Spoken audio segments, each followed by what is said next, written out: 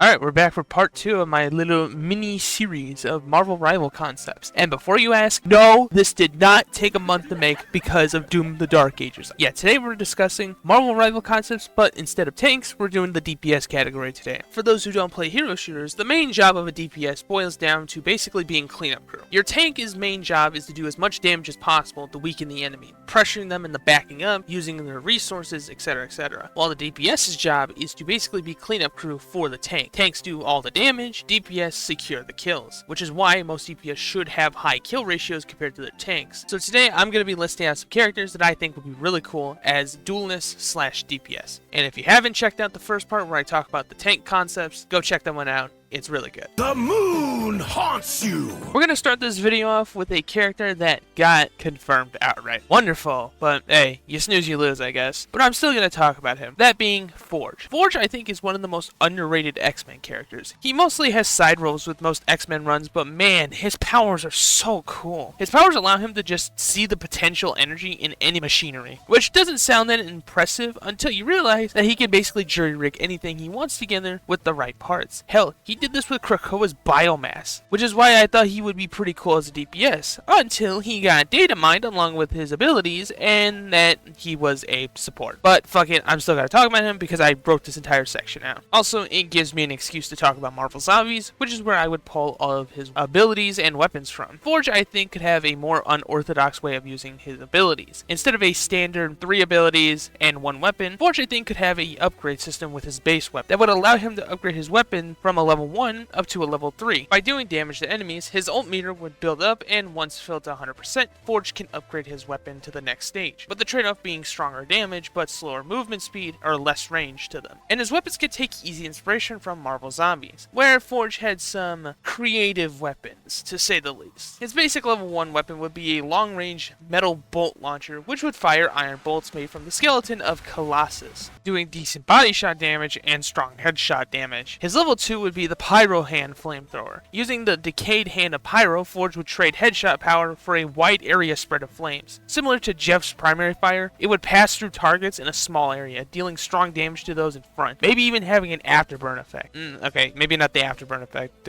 TF2 has taught me that's a little... And for his final upgrade, he would level up to the World Splitter, one of Cable's rifles that's powered by the zombified head of Cyclops. It would fire a highly concentrated and high damaging laser that would be insanely strong against single targets, but would hinder Forge's movement and range. And for the final stage, Forge would rip the skull off the rifle and fling it forward like a grenade, exploding in a massive area from where it lands after 3 seconds, resetting Forge back to his impaler. Also, I think a cool idea for a passive could be him picking up scraps from defeated enemies and allies, a way to get ult charge faster. And for a secondary ability, you could have Forge drop armor packs like Torbjorn from Overwatch. Nice way to give him more utility. I guess that's why they made him a support, huh? Anyways, I'm just gonna get these next 2 out of the way because they've been talked about quite a bit and it would just feel like beating the dead horse at this point. Green Goblin. Norman has been talked about so much that I don't think I need to do much on my part here. Most iconic Spider-Man villain and all-around evil man. And another flyer to the list of fly species. Norman, I feel, would be a lot different in terms of his flying mechanics compared to others. He'd still probably be limited vertical-wise, with having slow movement going up and down, but his horizontal movement could be insane. The idea of Goblin's glider moving faster than Tony's propulsion would make him stick out from the rest of the cast, like an ability to dash forward at high speeds. I'd also think too with this dash he'd have his 2 stingers poke out in front as he launches forward, allowing him to bring his target along for the ride. That just sounds hilarious and would cement him as a flanker. He's just a silly little guy throwing his explosive pumpkins, or an electric net that could stun and damage targets that get stuck within it. But that isn't enough goofiness. We need something that can counter the greatest enemy of all, the damn spider. And I can't think of a funnier way of doing that than giving Norman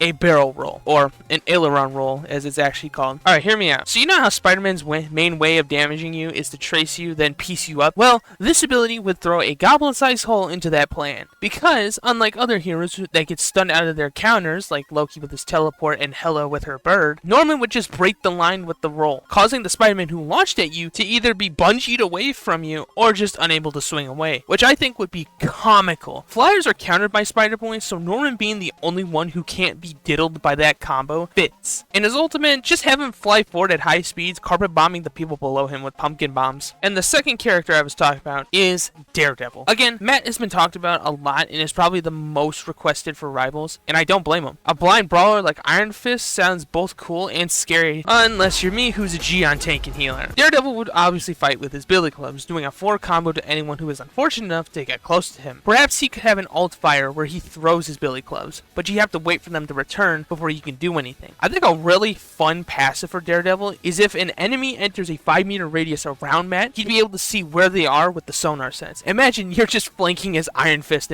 or Black Panther and just...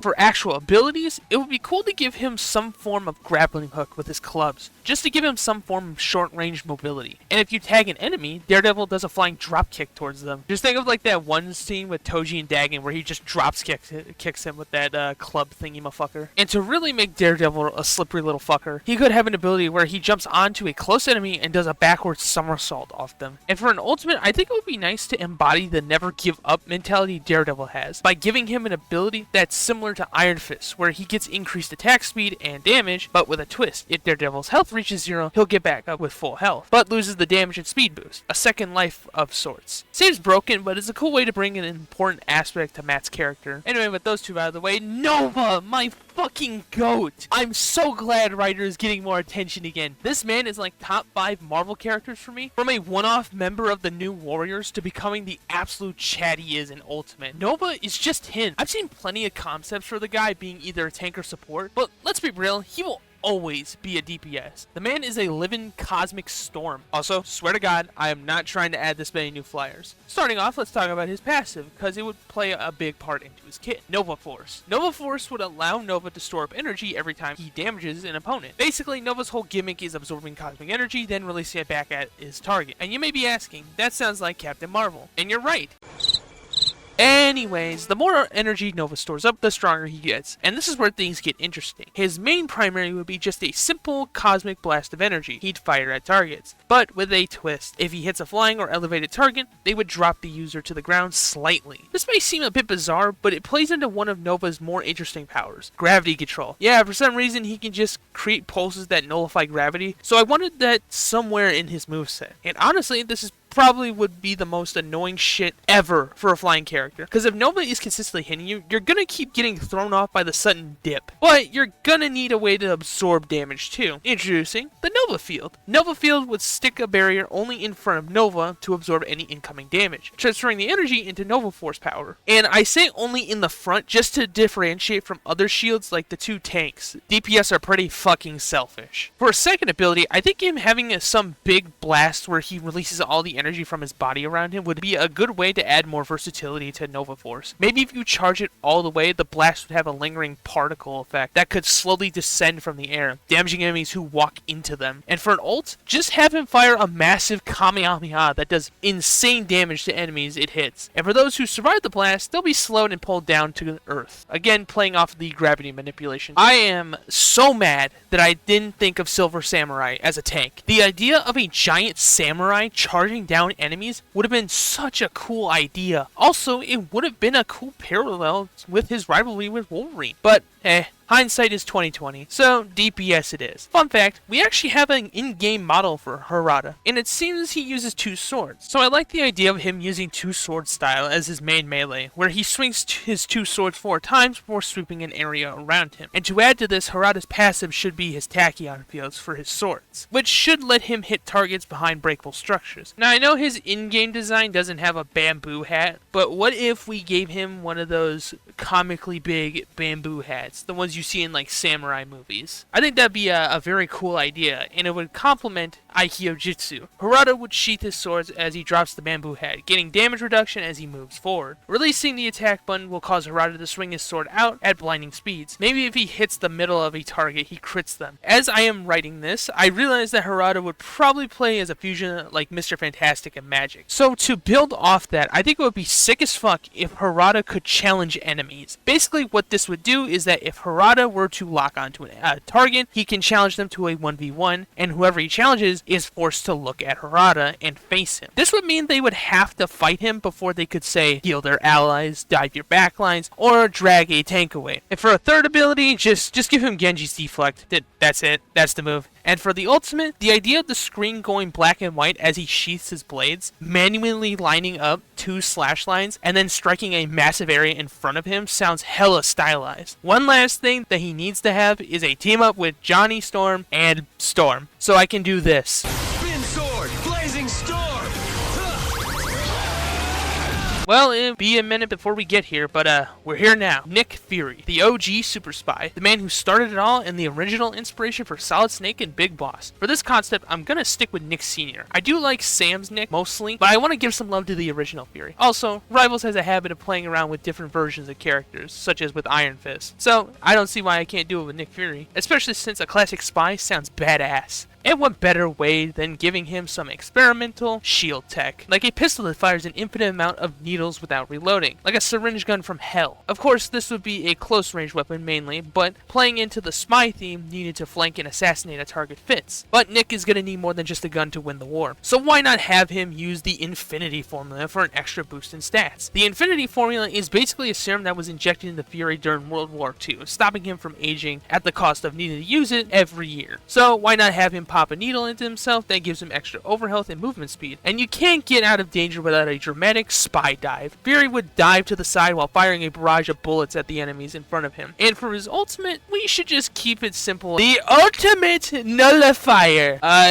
Yeah, basically in the comics, a bunch of shenanigans happens where Nick Sr. accidentally gets the Watcher killed, so he gets chained to the moon as the new Watcher, and he kind of, through the shenanigans, just resurrects the original Watcher, and as a gift, Fury is given the Ultimate Nullifier. Yeah, it's as weird as it sounds, and I'm not sure how you would even incorporate this as an ult. Maybe if it hits a player, it disables that character for the rest of that match. Like, if the dude is playing Hela, that enemy team can't play Hela anymore, kind of like Echo's ultimate from Overwatch, but this is why it's called a proof of concept. While we're talking about OG Marvel characters, I'm going to use this to bring up an OG member of the Guardians of the Galaxy, Yondu. Now before you comment anything, yes, I love MCU Yondu. He's a great character with a cool ass weapon, and Michael Rooker did a phenomenal job bringing him to the big screen. Also, he's just my favorite character in these movies, but I wanted to include an original member of the Guardians on here since I thought it would be nice to have some older Marvel characters. Also, he's another bow and arrow user. That's always fun. Now, you may be asking, in what way would Yondu differ from other bow users? Simple, curving arrows. Yondu in the comics is an insane marksman with his bow, so maybe in order to curve the arrows, you have to hold down the fire key to ready the arrow, and then press Q or E while holding it to change the arrow's trajectory. Seems a bit complicated, but like I said, this is why we call this a concept. For abilities, I think it would be cool if he had a lot more sustaining and utility abilities. For example, one of his arrows could be a leech arrow, where if he hits a target, it heals him for a burst of health and heals him over time for a few seconds. And for a second arrow, maybe he could create a group barrier that can wall off certain angles from enemies. But maybe to make it a little more fair, it's not like a full-on Groot wall, it's like a half Groot wall that you can jump over. This can lead into him having a team up with Groot and Mantis, where with Groot, he can just awaken his root walls by shooting them. And Mantis could get maybe 2 extra leaves for healing and damage. Cause Yondu in the comics is actually one with nature. That's why his arrows are able to home in on people so well. His ult, I feel, could use the MCU version of the arrow, where he whistles for a moment, locking onto enemies he sees, and then taking them out with that said arrow. Basically, Marvel Rivals version of Deadeye. We've seen a lot of villains suggested for Rivals, but I don't think you were expecting to see a Wonder Man villain. Grim Reaper is probably the most out there pick on this list. He's most famous for being affiliated with Hydra in the Earth's Mightiest Hero show, but in the comics, his relations are mainly tied to Wonder Man. Fun fact of the day. But back to moveset. I think if Grim Reaper were to be added, he'd probably be similar to Magic in a way, focusing on flanking and assassinating isolated or distracted targets with his big ol' meat hook hand. But Reaper isn't exactly quite so sneaky, so a fun idea would be to give him a passive that can help with that. And what better passive to give the Reaper than Illusions of Death? If Reaper is in a 10-meter radius around enemies that are close to death, said enemies will see fake illusions of Grim Reaper walking towards them, confusing them and leaving them very vulnerable to an assassination. Also, give him a team up with Hela, where if he kills someone, he makes a Nastran Crow.